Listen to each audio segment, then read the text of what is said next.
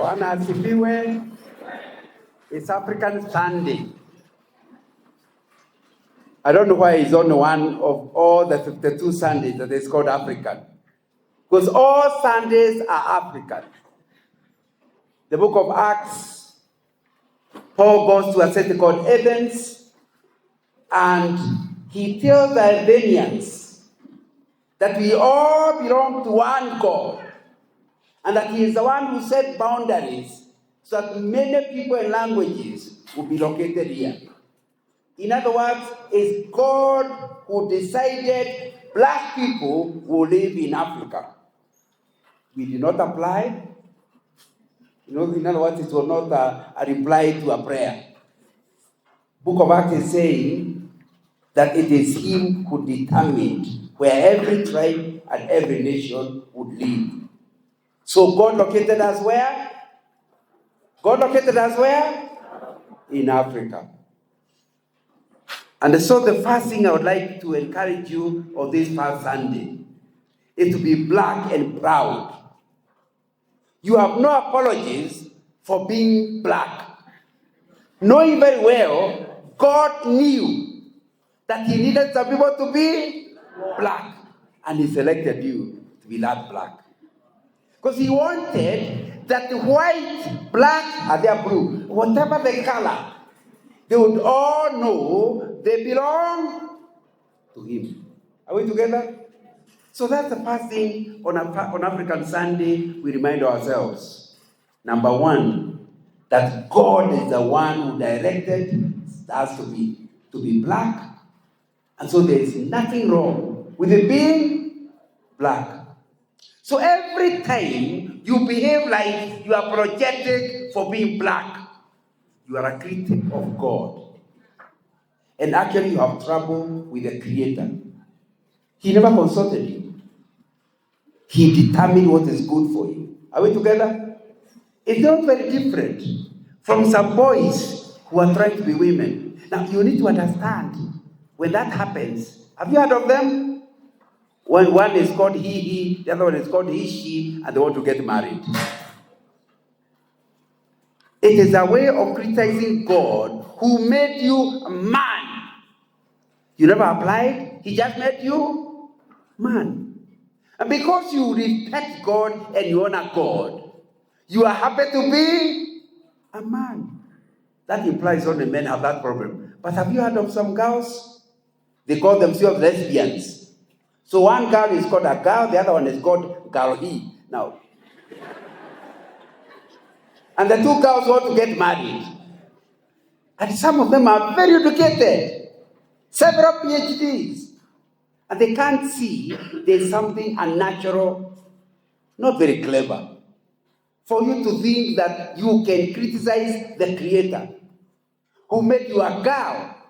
You should be a woman who is proud to be a woman.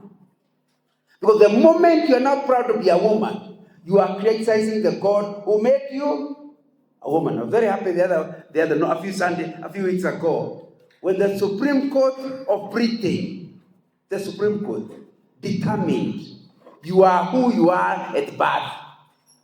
You can't reach more university and start saying, by the way, I feel like a woman. You are a man. Am I communicating? Similarly, don't try to be a white man when God created you to be black. I was in high school in the late 1960s. I did my Form 4 1971. And there was something called Abi Extra. You can Google it up. Abi Extra was a chemical our sisters, the teenagers of the late 1960s, used to apply on their face so they stopped looking black. And it was a very great mess. Because you see this person looking white in the face, and if her dress allows, you realize the leg is black. She forgot you can't put Abi Extra on the face and forgot to put on the leg. What are they doing? They are criticizing God who made them black. You must be black and proud. This one I am not very serious about, but let me tell you. You can see I don't color my hair. Because if God has allowed you to see years, you should be gray and proud. Am I communicating? Yeah, you'd be gray and proud. I was born 1952, so you can calculate how many years I've been alive. To start to pretend to be a teenager is a level of foolishness that's not allowed for old people. Am I communicating? So, on this African Sunday, the main message is, whatever God created you, be proud to be how God created you to be. Are we together? Let me give you 4 reasons why to be African is great. Number 1, all research is showing that we are cradle of civilization. When the archaeologists research the kind of people they find here and they do carbon dating, assuming it is true, they are always discovering other continents never had human beings when we had them. It means all the others left. We were here. So as an African, others will be trying to be like you, not you to be like them. Because we certainly were there, our civilization was there a long time ago.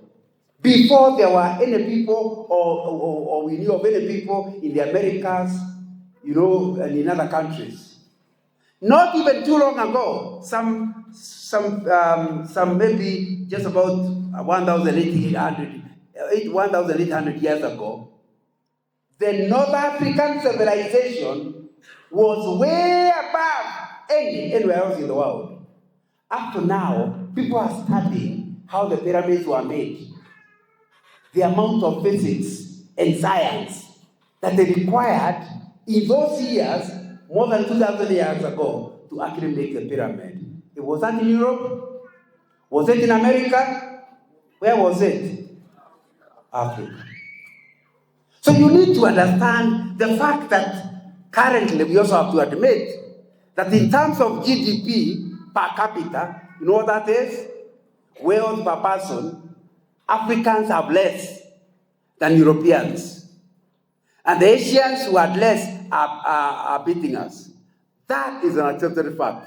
But when you go back to history, you find that I used to do a job before I retired where I was covering about 10 countries of Africa, one of which was Ethiopia.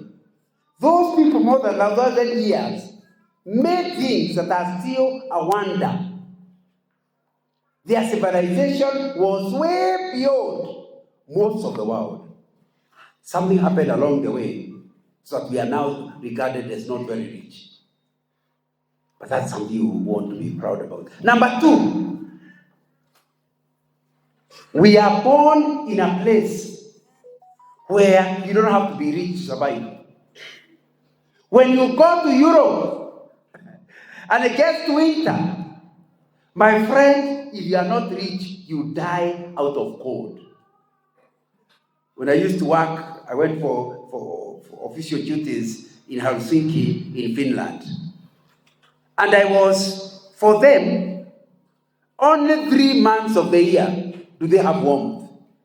The other 9 are terrible. And I remember on the weekend being taken by one of my workmates right up towards the north of Finland. Finland goes right up to the North Pole. And they were showing me that during winter, their cows have houses. Because if you live outside, you'll freeze. So you have to put your cow in. Can you imagine how expensive it is to be a farmer there? Where you require not a bedroom for people, but a bedroom for cows, for them to survive. There are trees, because they grow for 3 months, then they keep quiet for another 9 months. Then another 3 months, a tree that in Africa can grow in 5 years will take 30 years to be harvested. In Africa, I repeat, you don't have to be rich to survive. God has given us such a climate that even as we are, we can survive. Of course, part of that may explain our laziness, but that's beside the point. That's beside the point. It's God. Remember I said in the introduction, God is the one who located where we are to be, isn't it? But He's given us a place where Even as a poor person, you can survive. You know, we see the sun throughout the year. There are some, even currently in Europe. At 9 o'clock at night, the sun is still up. You wonder, is it going to go down? Has something gone wrong? No. For them, they don't have any stability. The sun doesn't start 6 and 6. It can sometimes be forget to wake up, and at 8 o'clock it's still dark. Then sometimes it's forget to sleep, and at midnight the sun is still up. In fact, when I was in Finland, they told me when some people, when they get married, want to get married, they want to be married at the time when in the north of Finland there are 48 hours without darkness. The sun doesn't come for 2 days. Can you see the confusion? Can you see the stability of being an African and living in Africa? Can you see our privilege? Sadly. Unfortunately, it's changing, but let me still give it as a fact. We love each other. Africans, poor or rich, depend on one another. Even as you graduate out of university, you know the money you get is not just for your mother and father. Even your uncle claims it. Am I right? We are one community. We are a clan. Am I communicating? So it means in Africa, nobody can die out of loneliness. It seems to be the main disease of Europe. You can even be born in the same family. By the time you're adult, your brother calls you and says, "Any problem? Why are you bothering me?" He doesn't miss you. I'm an adult, you're an adult. Go your way. But up to now in Africa, we pray doesn't change. We care for one another. If you have not seen your mother for a while, you feel homesick. Although you're a university student. Am I right? My wife was just sharing when she was in high school in 1969. And she said she finally went to the headmistress. And those days, in the 60s, almost all 80% of the teachers were white people. Her headmistress was white. She went and said, "I'm feeling so homesick. Is there a way you can allow me to go home?" The Musuku looked at the girl. He realized you'll not be able to settle. So he says, "Do not allow other girls to know, but just take away on Saturday morning, as long as you promise me you'll be back on Sunday." She went home, so her mother came back happy. Now, and she was able to read. That's Africa. Am I right? People care for one another. In fact, in Africa, if you're divorced, we think there's something wrong, either with her or you or both. We expect when you marry, you stay, isn't it? When your parents decide to stay separate, it's what's wrong.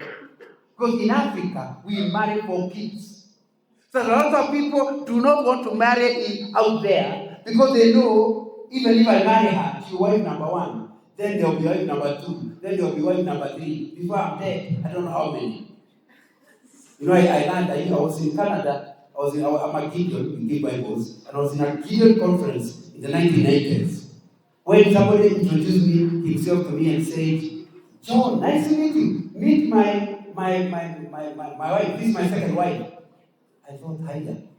Even in those countries, I think it was in America, then I went to Canada, but I went to America. It was in America where they were taking us out for lunch. And I said, I thought, "You mean even white are polygamous?" When I went later, because we were encouraged to take us for lunch, we were being called people from other lands. So Gideons is a global thing, but the Americans were being asked to take us for lunch. So the next time I went, this one told me, "This is my third wife." Now I couldn't help asking, "How can Christians be having a third? Why?" They said, No. I've only one wife. But I used to have the first one. She was so bad, I couldn't live with her. So we parted. Then I married the second one. And this one didn't like me. So she left me. And the Lord has blessed me now. So I discovered that the Americans are polygamous serially, whereas there are some Africans are polygamous continuously. Now,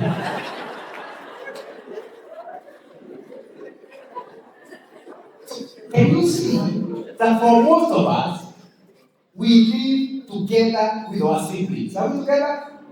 In America, they are having what is called complex families, where this is my third wife, this is my son with my first wife, this is my daughter with the second wife, this is ours now. Now, what do the children call each other? Can you see the complication? But for most of us, we come from families where we are siblings together, born by one man and one woman. How come, with all that God has blessed us, there are some Africans who are trying to be white? Whereas the whites admire us. They wish they could have the stability in families that we experience. They wish they could come to a country, or talking to somebody and tell me, in fact, just this week, I was talking to a Kenyan friend of ours, my other guy, to come for lunch, for tea. And she was telling us, in the years she has been in America, she has never acclimatized to winter. It's an impossible place. Here we don't know the meaning of winter or summer. We only know rainy season and dry season. But then it is rainy, it's warm. It's dry, it's still warm. That's Africa for you. African Sunday is a time we thank God for putting us in Africa. I'm not suggesting you can't go to stay in America, but that's a quarter visit. Your home is Africa. Having said all that, like I told you in the book of, when Paul is talking to Athenians, in the book of Acts, he's telling them, we are one people. So we don't look at whites as our bosses, we don't look at them as our juniors, we look at them as our distant cousins. Because if you trace all of us, we are all children of Adam and Eve. So you therefore can't have a quarrel with your cousin, can you? Is it wise? So we accept everybody. You see some with long noses, and you realize, okay, God knows where they are, there's not enough oxygen. But we are okay with our short noses. Am I communicating? So don't look down on them. You are happy. But I'll tell you the most important thing for which we need to be grateful to God about is the fact that Christianity came to Africa.